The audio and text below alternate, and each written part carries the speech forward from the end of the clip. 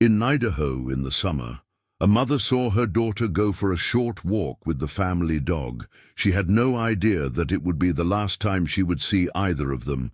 Every week that went by, the case got colder. Police searches turned up nothing, and volunteers found no hints. Then, 1 year later, a shooter using thermal imaging to track elk takes a picture of something on his drone. This sets off a chain of events that would reveal a nightmare that no one could have imagined. The sharp sound of the doorbell cut through the stillness of the early morning like a blade. She padded to the front door, her robe getting tighter around her as she did so. The wooden floor felt cold under her bare feet. Detective Marcus Holbrook was standing on her porch, and she could see his breath in the cool Idaho air through the peephole. Her heart dropped right away. Since Adrian went missing a year ago, every surprise visit from police carried the weight of what could be the end. She opened the door and said, "Detective Holbrook." Her voice was shaking, but she couldn't stop it. "Have you found Mrs. Ewing? May I come in? I have news about your daughter's case." She stood up and led him to the living room, where Adrian's high school picture from her junior year was still on display. The detective sat down across from her in an armchair, but his face was blank. When Detective Holbrook pulled out his tablet, he said, "Early this morning, we got a call from a hunter named Dale Morrison. In the Coeur d'Alene National Forest, he was using a thermal drone to study how elk move around when it picked up a strange heat signature." She held her hands together in her lap. "What kind of heat signature?" Mr. Morrison thought it was a fox at first. Warmth pictures showed a medium-sized animal in the middle of the bush, tied to a tree. The detective turned the tablet toward her and showed her grainy thermal video as he moved the drone closer for a better look. It was clear that the body was that of a pet dog, specifically a golden retriever. The world shook. She grabbed the arm of the couch. "Buddy, we think so. The hunter called us right away, and we sent a team to help. In some way, Mrs. Ewing, your daughter's dog is still alive after a whole year." That's impossible," Marissa mumbled. "How did he stay alive for so long? Where is Adrian? Or is she—" Detective Holbrook quickly said, "We're sending search teams right away. Every available unit is being sent to that area. But I need to let you know that the dog has already been found." Marissa was already standing, her mind racing. "Cared for? He's at the Northern Idaho Emergency Veterinary Clinic on Highway 95. He's alive, Mrs. Ewing.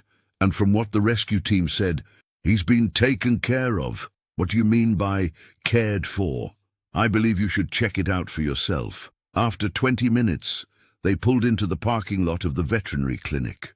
Marissa barely waited for the detective to park before she jumped out of the car and rushed through the glass doors. The receptionist saw how hurried she looked and led them back to an exam room right away. Dr. Sarah Chen, a woman in her 40s with kind eyes and wire-rimmed glasses, was bending over a golden retriever on the exam table. Marissa knew it was Buddy, even from behind, even after a year.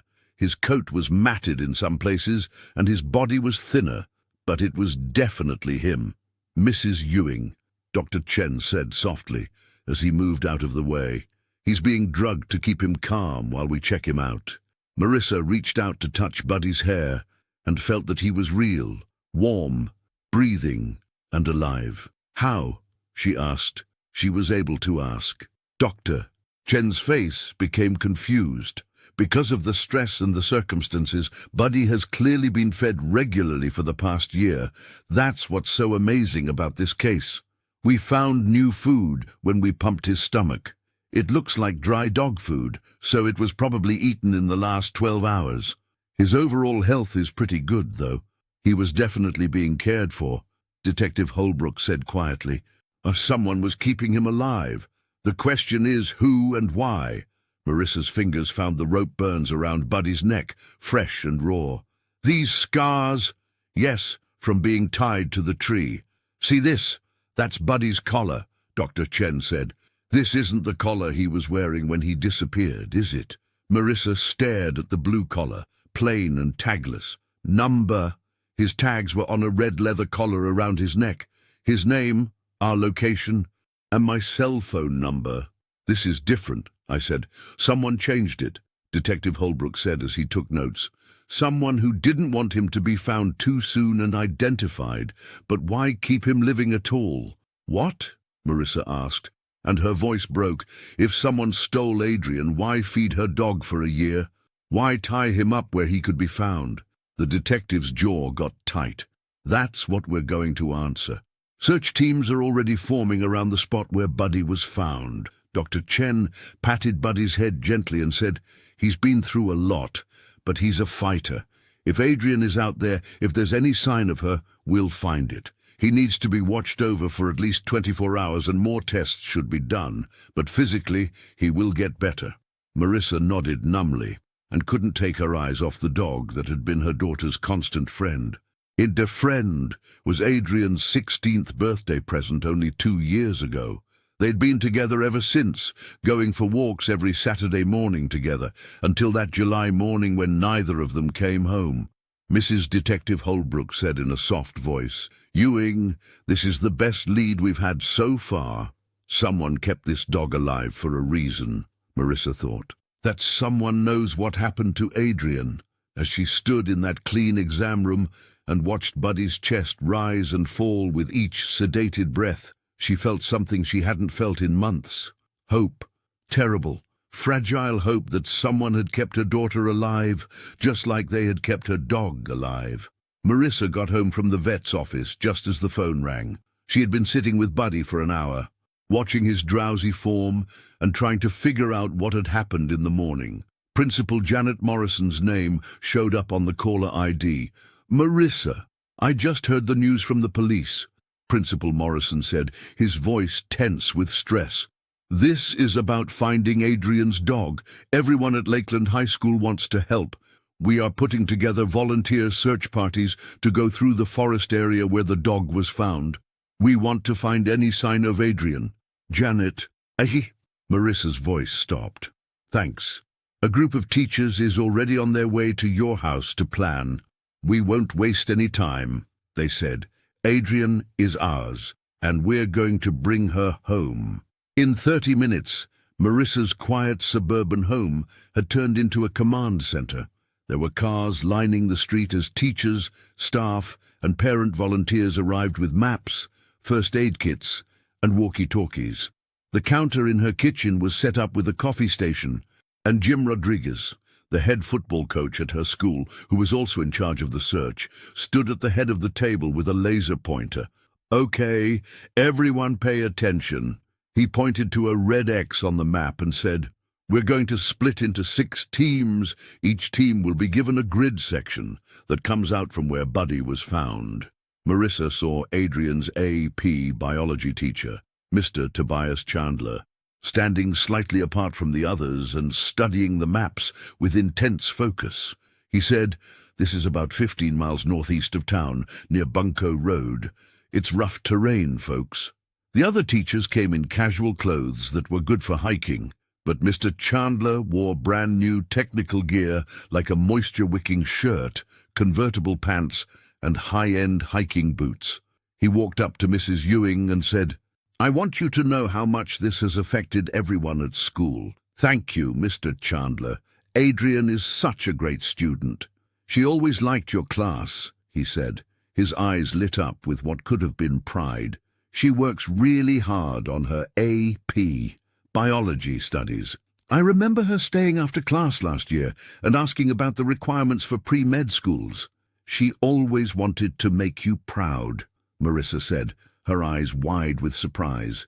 "And she talked to you about pre-med?" "Oh, yes, she did. Quite often. She was especially worried about getting into the program at the University of Washington. She said it was her dream school, but she was afraid her grades might not be good enough to get in. I told her she had nothing to worry about because of how hard she worked and how smart she was by nature." He paused, his face becoming more focused. "She said she felt pressured to do well, especially after your family's recent changes."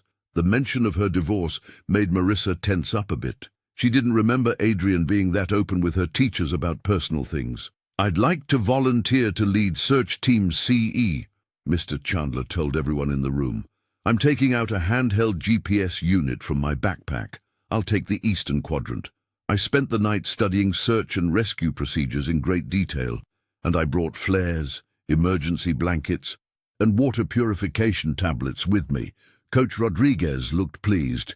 "That's a lot of planning, Tobias. We appreciate the initiative." Mr. Chandler laid out a detailed topographical map that he had apparently made himself. The map showed elevations and trail markers in bright colors. The eastern part has a number of ravines and a lot of bushes. To get around safely, you need to know how to hike. "Where would you like me to go?" Marissa asked as she stepped closer to the table. Mr. Chandler took a quick look up. "Oh, Mrs. Ewing, I think you should join Team A going north. That terrain is easier to handle, and most of the trails are already there. The eastern route I'll be taking is pretty tough. It has steep hills and loose rocks.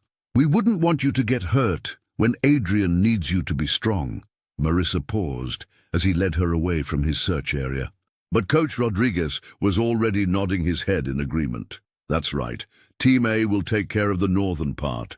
That's where the old logging roads are," they said. "Easier terrain." As the teams got ready to leave, Marissa watched Mr. Chandler organize his team well by handing out supplies and giving what sounded like a practice safety talk. He seemed surprisingly ready for this situation, like he had been planning for it. "We'll find her, Mrs. Ewing," he told her as he walked by on his way out, putting his hand on her shoulder briefly.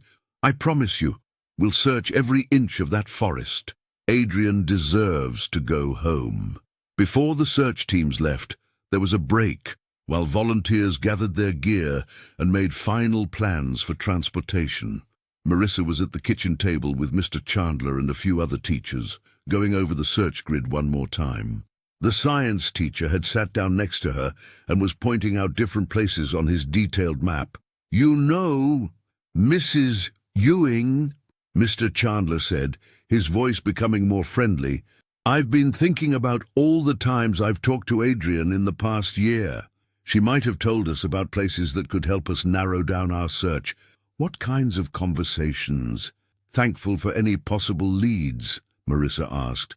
"Well, she often talked about her college goals during our sessions. It was very important to her to get into a good pre-med school." He leaned back and looked thoughtful. "She told me straight out that she was afraid of letting you down, especially since your husband left 3 years ago. To make up for all the trouble, she felt like she had to be perfect."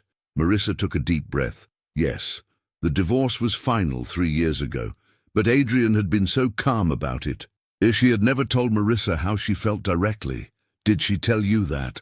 "Oh yes, we talked for a long time. Her need to be perfect was really getting to her. Mum's been through so much, I can't let her down. And what if I'm not smart enough for medical school?" She was putting a lot of pressure on herself. Mrs. Patterson, the English teacher, moved around in her seat awkwardly. I didn't know Adrian was having that much trouble. She always looked so sure of herself in class." Mr. Chandler said, "She opened up during our tutoring meetings. One-on-one settings tend to make students feel more at ease when they can talk about their worries."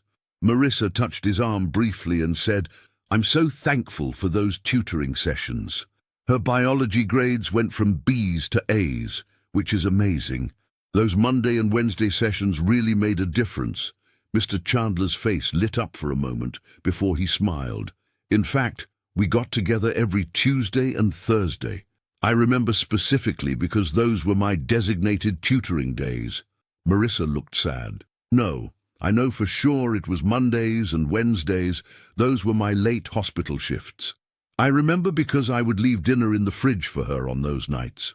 "Memory can be bad when you're stressed," Mr. Chandler said, "but I'm sure it was every Tuesday and Thursday. Adrian actually liked studying in the science prep room more than the library because it was quieter and more private, which was good for focused learning." "The prep room, that's usually off-limits to students?" Coach Rodriguez asked. "I was patient with hard-working students like Adrian. She would help me organize supplies while we went over material. Kinesthetic learning, you know. It helped her remember things better." Mr. Chandler's voice became almost nostalgic. She got a lot of extra credit by staying after school to help set up lab experiments. What a hard-working girl. Marissa had a strange feeling of unease running through her body. The way he talked about these private talks, knowing so much about her daughter's thoughts, seemed like it wasn't normal for a teacher to know this about a student. She carefully asked, how often did these prep room sessions happen? The answer was, quite often. She would stay until 5 or 6 in the evening sometimes, especially when we were studying for big tests. She was determined to keep her A average. He smiled, but Marissa felt something in his eyes that made her skin crawl. And I told her that she could do anything she set her mind to with my help and her natural intelligence. Suddenly, Mr. Chandler's phone buzzed with a text message because it was face up on the table. Marissa caught a glimpse of the preview notification before he could grab it. Stick to the plan. He quickly turned the phone over, his movements a little too quick and tense. Probably other teachers checking in about the search, he said, but his voice had risen a bit. Are you not going to answer it? What? Mrs. Patterson asked. It might be important for coordinating the search. No, I'm sure it's not important right now. We should get back to work, she said. He looked at the map again, but Marissa saw that his hands weren't quite steady as he pointed to different areas. Marissa felt more and more uneasy as she thought about the personal information he knew, the confusion about the tutoring plan, the private sessions in restricted areas, and now this strange text message.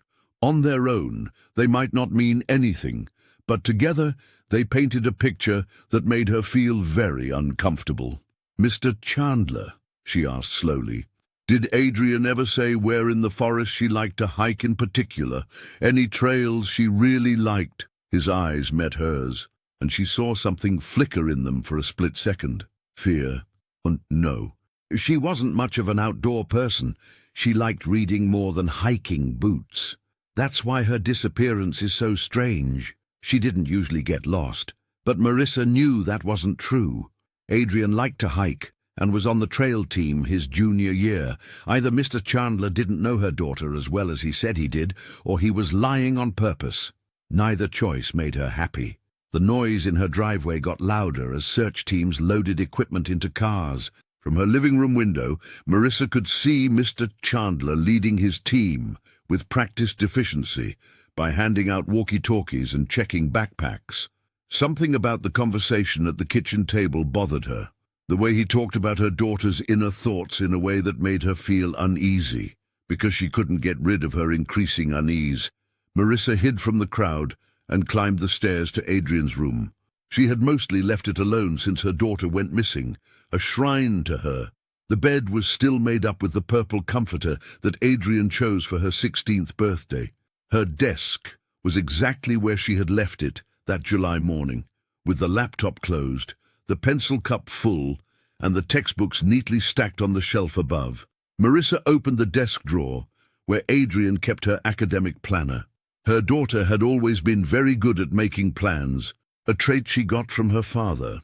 The planner was a thick, spiral-bound book with monthly and weekly views. Adrian had written neatly in different colored pens all over the pages. Marissa went back to the previous school year and found September. She then looked for any mention of tutoring lessons. In blue ink it said, Science Help, Mr. C, 3:30, Room 214. It was there in the second week of September, but it happened on a Monday, not a Tuesday or a Thursday as Mr. Chandler had said. She kept reading with shaking fingers. Another note 2 weeks later, on the same Monday. Then a meeting on a Wednesday in early October with a note, no show, Mr. C has a meeting, rescheduled to Friday. The pattern that emerged was nothing like the regular Tuesday-Thursday routine he had described. The sessions were spread out and unpredictable, and he often asked for them to be rescheduled. Marissa found Adriana's report cards tucked into the planner's pockets. In September, she got a strong B in biology. By October, when the planner said these after-school sessions would happen more often, it had gone from an A to an A+. By November, everyone got perfect scores. She went back to the October weekly pages and read them more carefully this time.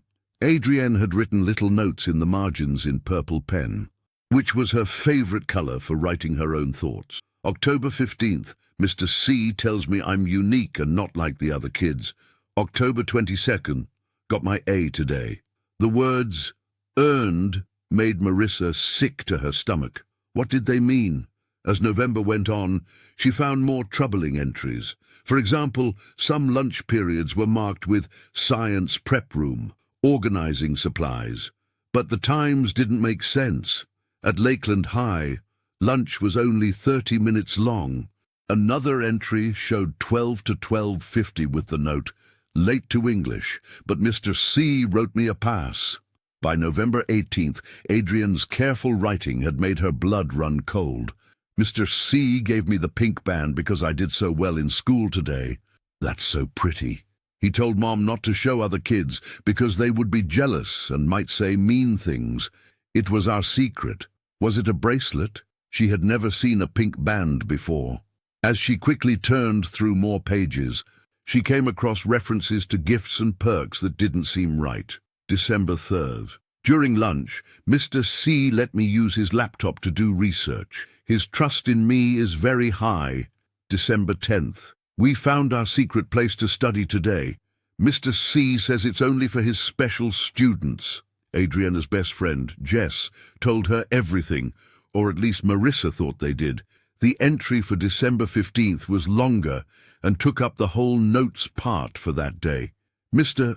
C told us why our tutoring is different from what other kids get. He says I have potential that needs special care, away from the average crowd, were his words. The secret study spot is great, no one will bother you, and kids won't be watching out of jealousy.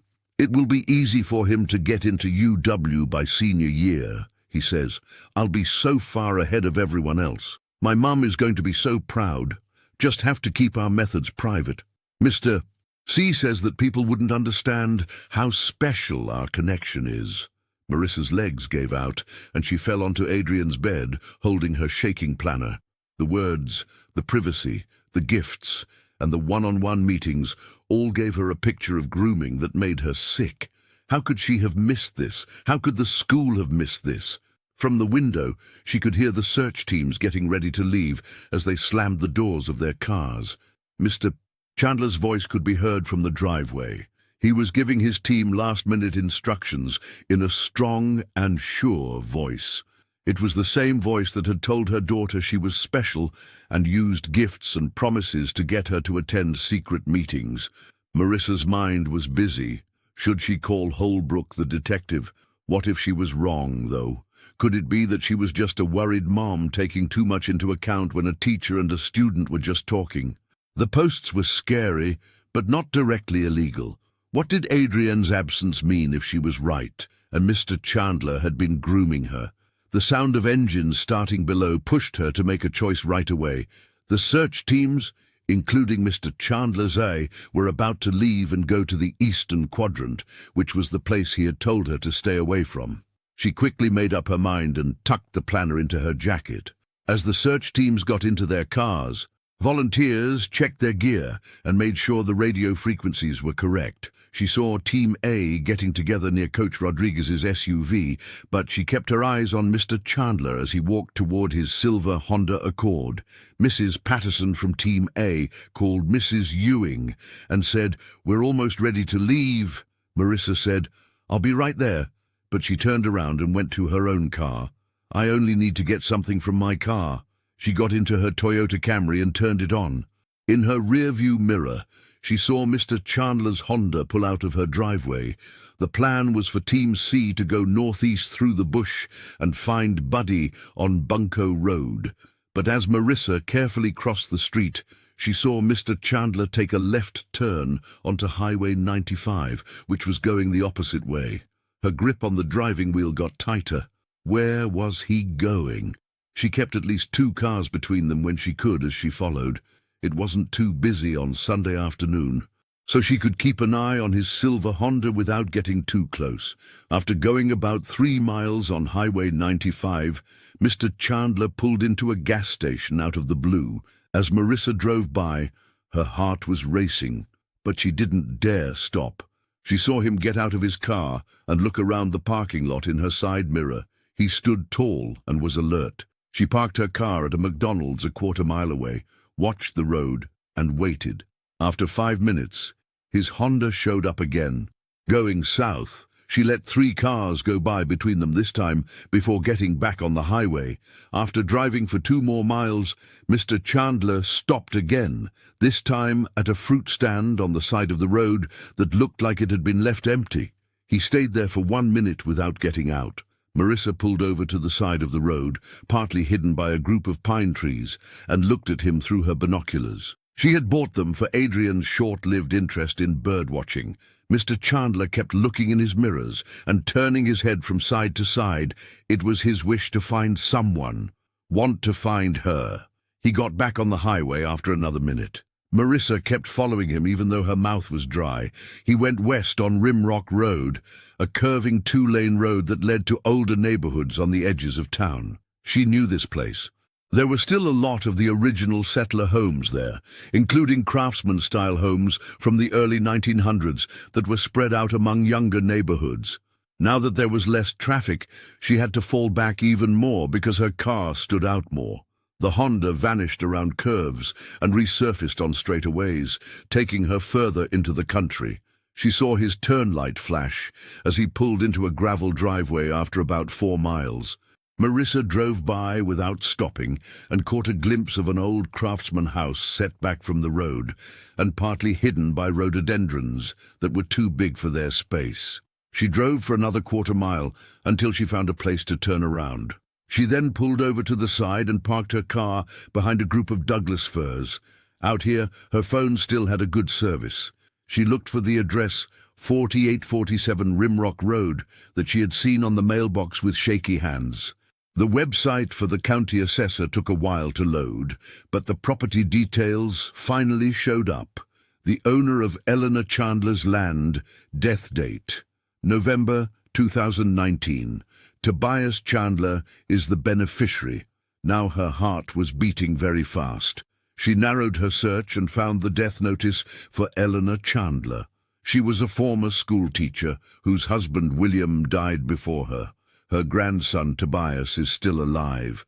The Chandler family had owned the land since 1947. There was more unsettling information on Zillow when I did a quick search. For rent, the house was put on the market in March 2020, just a few months after Eleanor's death. This charming 3-bedroom craftsman on 2 acres is great for someone who wants to be in the country and relax. It was still listed, but on June 15, 2023, it was taken briefly off the market. She did the math quickly. Adrian wasn't seen or heard from since July 8, 2023. Less than a month after Mr. Chandler took his grandmother's house off the rental market, she walked back toward it while staying on the edge of the trees. From where she was hiding, she had a better view of the house. The yard was mowed, and the paint looked like it had been recently painted, but there were a lot of newspapers on the front door. From this spot, she could see them, a small pile that looked like enough for a week. It looked like someone was taking care of the land but wasn't living there full time. She noticed that there were new tire marks in the gravel path. It wasn't just from Mr. Chandler's Honda, which was parked next to the 2-car garage. The back of the house had another set of stairs, this one a little older, but still fairly new. Even though Mr. Chandler was there, the house looked empty. Even though it was cloudy, there were no lights on and no movement in the windows. But he walked in with confidence, like he came here often, using a key. What place should he be at this moment? She was leading a search party through the eastern part of the forest to look for signs of her daughter.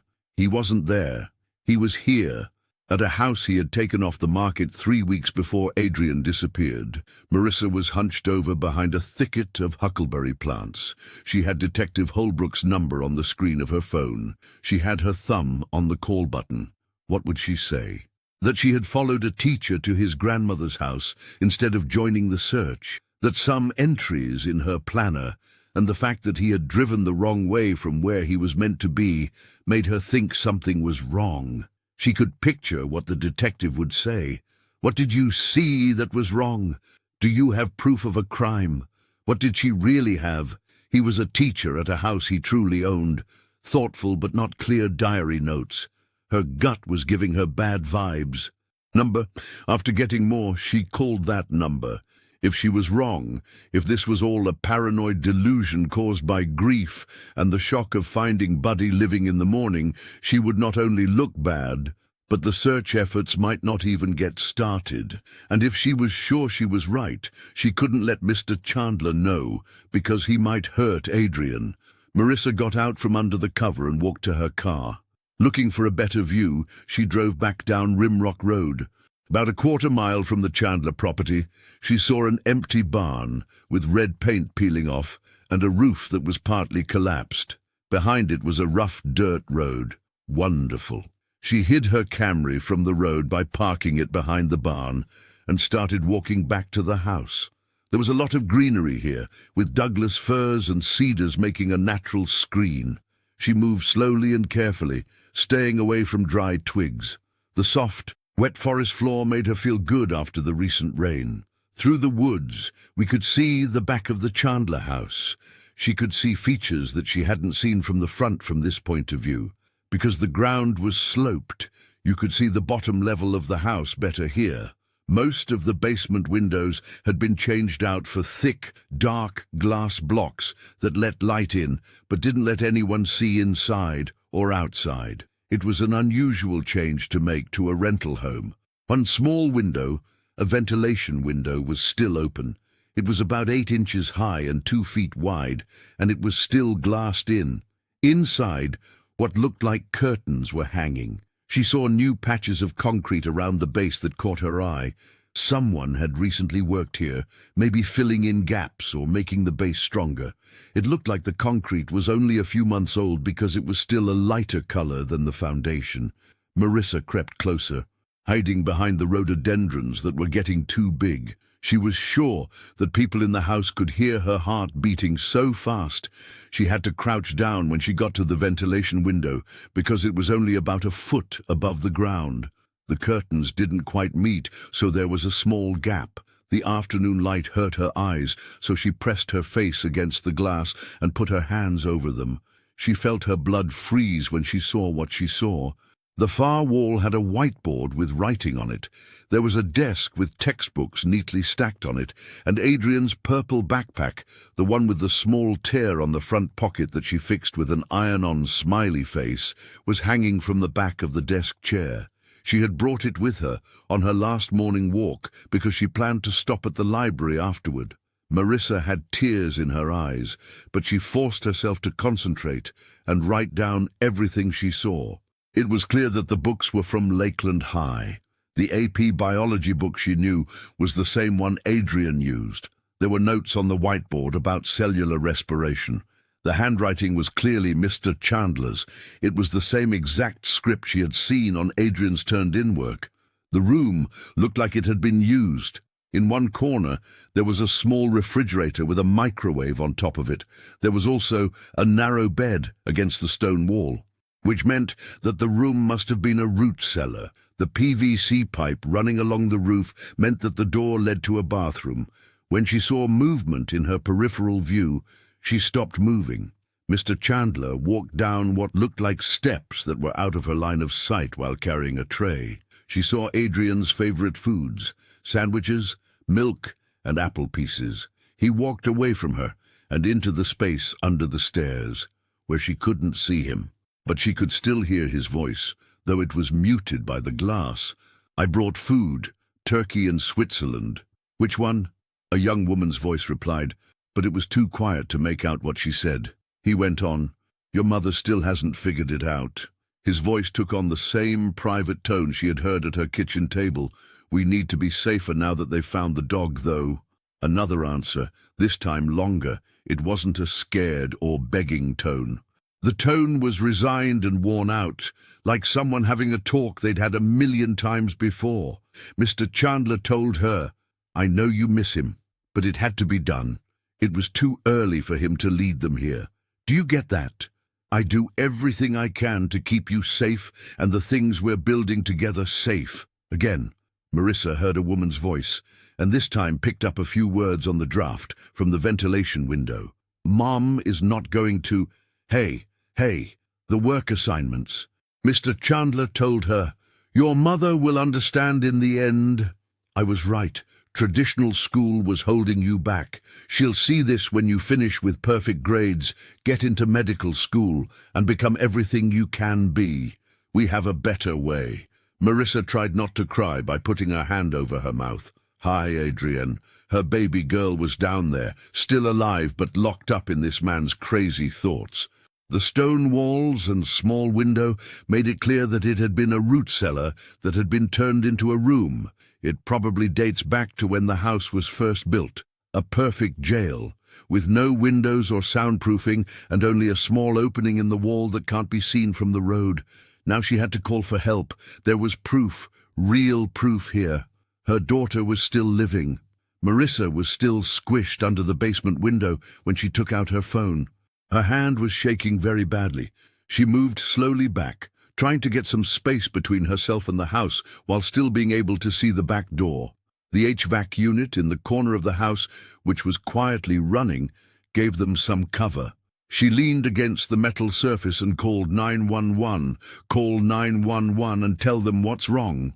Marissa's heart was racing, and the dispatcher's calm voice seemed strange. She said in a whisper, "This is Marissa Ewing.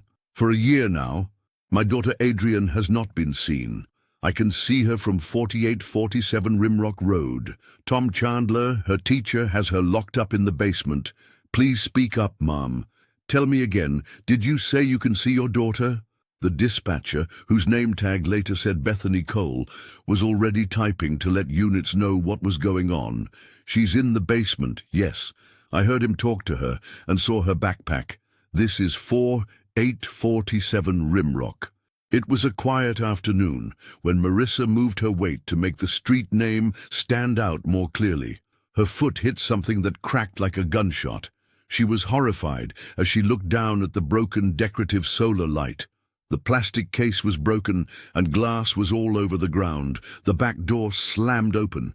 It hit the wall so hard that it bounced off of it.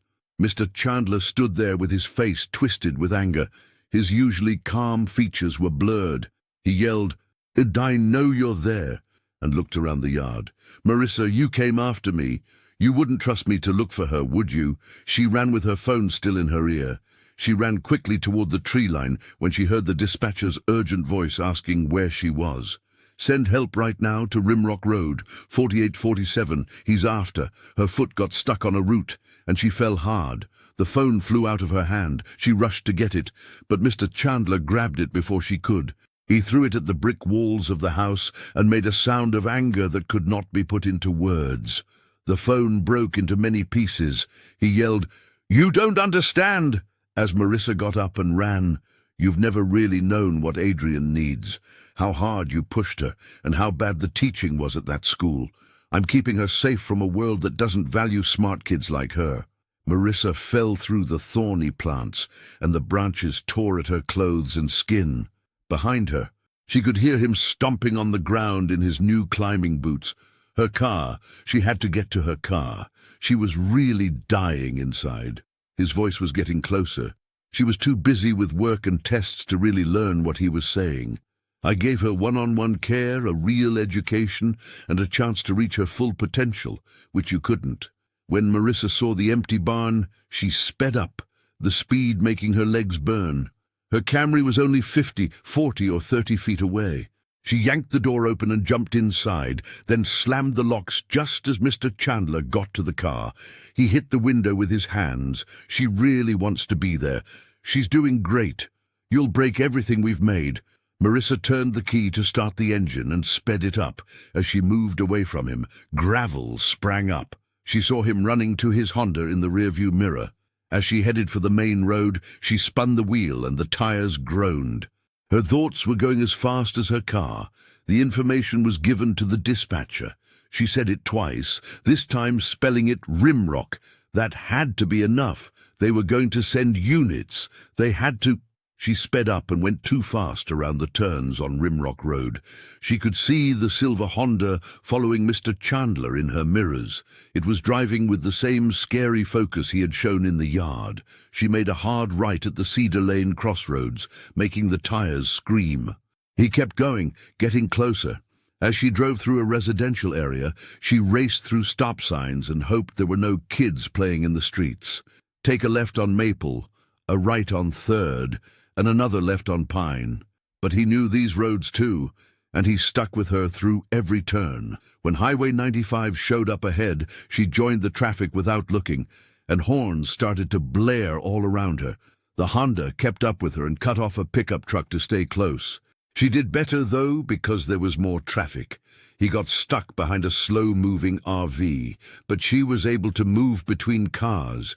When she got to the Walmart Street corner, she could no longer see him. She parked her car in the far corner of the parking lot, between two big trucks, so that it wouldn't be easy for people on the road to see. It was making her feel sick, and her whole body was shaking. She couldn't call for help because she didn't have a phone. She could only wait and hope that Bethany Cole understood enough to send help. 20 minutes later, the silver Honda Accord was first seen coming back to 4847 Rimrock Road by Officer James Wright of the Kootenai County Sheriff's Department. 2 more units were already set up. They had arrived minutes earlier and found the house to be empty. When the Honda showed up, they were about to break in. It was too late for Mr. Chandler to see the police cars. When he tried to go backwards, Officer Wright's unit stopped him. Within seconds, police had him out of the car and handcuffed. His calm teacher image was finally broken. He yelled, "You don't understand," as they told him what his rights were. "I need to help her. I'm the only one who really knows what she can do with her schooling and future." The police didn't pay attention to his rants as they searched the house. There was nothing strange on the main floor. But Deputy Sarah Martinez saw something strange in the water heater room in the basement. The heater was pushed forward and backward in a strange way. She called out, "I got a door here." It was cleverly hidden. It was made to look like the wall and had a very complex lock system. The keys that Mr. Chandler gave him opened it, showing a small hallway that led to another door. The lock on this one is made of steel and can be locked from the outside. Officer Wright carefully opened it and said his name. "Guys, this is the cops. We want to help you." The next room was exactly what Marissa had said it would be. A weird classroom jail made from a root cellar. Aide Ewing was sitting at the desk with a pencil in her hand. Her eyes were empty as she looked up at the police officers. Her face was pale from not getting any sun for a year. Dressed in clean clothes that looked too big for her body, she was thin but not skeletal. She held a notebook in her hands that was full of neat writings. She said, "I need to finish this assignment," her voice rough from not using it in a while. "Mr. C says, I won't be able to go to college if I don't keep up my perfect GPA. Tomorrow, I have a test on mitosis in cells." When Officer Wright walked into the room slowly, he said, "Adrian, honey, you're safe now. We got it from your mom. You're leaving. Where is home?" She looked lost and almost scared. "But I need to read 3 chapters and write 2 lab reports for school. Mr. C says I'll never catch up if I fall behind. The other kids are already so much ahead." Deputy Martinez had to fight back tears as she saw the 17-year-old girl hold onto her notebook like it was lifeline. Months of finished homework could be seen on its pages. The work of a child who was desperate to get out of school by getting perfect grades. But she didn't know that no amount of A's would ever be enough for the man who had stolen her life. Officer Wright promised, "We'll make sure your work is safe." He then gently took the notebook from her hands. "We need to get you to your mom right now, though. It's been a long time since she saw you." After being in the dark root cellar, the electric lights of Kootenai Health Hospital seemed too bright. Adrian was lying on the exam bed in a hospital gown that hid her thin body. Nurses took her blood and checked her vital signs. What were her homework questions? Had someone brought her books? Could she please have just 1 pencil and paper to work on her math problems? Officer Marcus Holbrook sat across from Tobias Chandler in a meeting room 3 floors below. The science teacher's calm mask had finally come apart totally. He was chained to the table, and his shirt was rumpled. His carefully styled hair was now lying flat on his face. Chandler changed the tone of his voice and said, "I want to explain. Some people won't get it, but I need to tell someone the truth." Detective Holbrook turned on his recording. "You may go ahead, Mr. Chandler. Tell me everything." Chandler opened his eyes wide with memory. "I noticed Adrian the first day she walked into my freshman biology class 3 years ago. The other kids didn't like her. It was like she was dying to be liked and perfect. Adrian paid close attention to everything, took careful notes, and always stayed after class to ask questions. Most kids her age are lazy or sidetracked." "When did your relationship stop being right?" Holbrook asked, but he kept his tone calm, even though he was disgusted. Chandler corrected, "I'd rather think of it as the time I saw her true potential. Her parents had just split up. She was having a hard time with feeling alone and not good enough. She was getting worse scores. With B's in most classes, her GPA was making her sad, and she came to me almost in tears one day." He leaned in close, as if the detective could see what he meant. "I thought there was a way I could help her. I told her about weighted marks and how I could make sure she got the A she needed by giving her extra work and extra attention. She was so thankful and eager to show that she deserved the extra help." Holbrook told her straight out. "You used her grades as leverage," Chandler stated. "I gave them a reason." The lunch break talk began in a normal way. "We would go over things in the science prep room when she came in. She needed approval so badly, though, and she was so open to praise. She opened up like a flower in the sun when I told her she was unique and different from everyone else." The detective's jaw got tight. "When did you hit her for the first time?" Chandler's face turned darker. It wasn't an attack. It was that link. "As I talked about muscle parts during our anatomy unit, I put my hand on her shoulder to show her. She didn't move away. In fact, she leaned into the touch. From then on, the lines were less clear. A hand on her back while they looked over her work, sitting closer than they needed to, and giving her a big hug when she got all A's. How about the kidnapping?" Chandler said, his voice getting tense. "And that was never the plan. But during one of our meetings in late June, Adrian told me that her mother was thinking about getting a job in Spokane. After her junior year, they would move. That was not going to happen. It looked like she was almost perfect and would reach all of our goals. She would lose ground and be put in classes with bad teachers who wouldn't understand her needs if she moved." He talked about his plans with an uncomfortable sense of pride. He worked on his grandmother's root cellar for 3 months, soundproofing the walls and installing a ventilation system that would keep air moving without letting sound escape. He also bought a chemical toilet that was small enough to avoid suspicion, a mini fridge and microwave for basic needs, and school supplies for her to keep studying. He went on, "I told the neighbors I was fixing up the basement so I could rent it out as a studio apartment. They didn't question it. Why would they? I was a well-known teacher who was fixing up a family home." Holbrook asked about the day she went missing. "I knew all of her habits. Taking the dog for walks on the Centennial Trail every Saturday morning.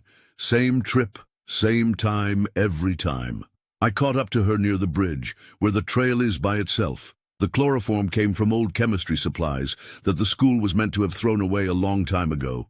She wasn't hurt. She felt safe in her new classroom when she woke up. What about the dog? A required turn-off track. That spot in the bush had been on my list for weeks. He would be far enough away that no one would find him right away, but someone would find him in the end. This would take the search away from the house. I kept going back to feed him and keep him living. If the dog was dead, the search would be over. It would last longer with a live dog. Hold on to hope while pulling resources away from the truth. There was a quiet room on the 2nd floor with Dr. Patricia Vance and Adrienne that was meant to feel less sterile than the rest of the hospital. Marissa listened to her daughter read through a one-way glass with tears running down her face. Adrienne said, her eyes on her hands. Mr. C told us everything that first day. He told me that Mum was glad I was gone because she could date without thinking about being a bad example and save money instead of college costs. He showed me a news story on his phone about teens who have run away and said that's how I was categorized. Not lost, just another teen who ran away. How did you feel about that? Dr. Vance asked in a soft way. At first, hurt, but then thankful. Mr. C told me that he was the only person who really cared about my work and future. He was willing to do anything to give me one-on-one attention and help me get ready for college without the distractions and bad teaching that come with normal school. She talked about her daily routine in a way that was disturbingly normal. Get up at 6 a.m. He would bring down cereal or toast for breakfast, do math from 7 to 9 and science until lunch. In the afternoon, he would study history and English, and in the evening, he would study for tests and write college essays. If something wasn't perfect, he would give detailed comments and praise. If it wasn't perfect, he would be disappointed. Adrian went on to say that he rewarded me for doing well by giving me a pink bracelet when I got straight A's for a month, new books when I went above and beyond, a wider range of foods for perfect test scores, and screen time on his laptop for great writings, all while watching me, of course. Have you ever tried to leave? Dr. Vance asked. Adrian didn't seem to understand the question. Where should I go? I was on the run. Mom did not want me to come back. I would miss school a lot. I'll never catch up. Mr. C was getting me ready to succeed. Outside, she made a vague sign I would just fail again. Dr. Helena Morrison, who specializes in trauma, told Marissa that Adrian had serious Stockholm syndrome. She has had no human contact for a year and has only had her kidnapper for company. His psychological manipulation has completely changed how she sees the world. She really thinks he was keeping her safe because she was afraid that people would reject her. Adrian looked at Marissa with eyes that seemed both too young and too old for her age when they finally let her in. Mom? It seemed like she wasn't sure if this was real because her voice was shaky. Oh, kid. She sobbed and grabbed her daughter in her arms. I looked all the time. Not for today. I really love you. At first, Adrian was stiff in her arms, but slowly, like ice melting, she started to loosen up. He told her, "You were glad that I was too much trouble and too expensive." Marissa screamed, "Never! You make my world go round. I did everything I could to find you and bring you home." Detective Holbrook walked in quietly and gave Dr. Vance a nod. He said in a soft voice, "We found everything. The pink bracelet, the finished work, and the college writing she wrote about why she was going to study on her own for a year. There was a lot of trickery." Adrian stepped away from her mother a little, and she looked a little worried. "Doing my work, did you keep them? That much work, I need them for my records." She became more scared and her voice got quieter. "Even though I missed a year of school, am I still going to get into college?" Mr. C. People who homeschool said the lessons were better, but what if schools don't accept them? What if I made everything worse? Marissa tightened her grip on her daughter, feeling the weak bones under her hands. She knew that saving her physically was just the start. The girl in her arms thought that getting good grades showed how valuable she was, that love depended on doing well in school, and that a year of being locked up was better than the chance of doing poorly in school. It would take a lot longer to get better from that than from being locked up. "We'll figure it out together," Marissa said in a low voice as she stroked Adrian's long hair. "What you need, for as long as it takes. Now you're safe. That's the most important thing." However, she could feel her daughter's tension as she spoke. She was afraid that safety might not be enough if it came without the perfect GPA that had become her whole identity in that basement jail.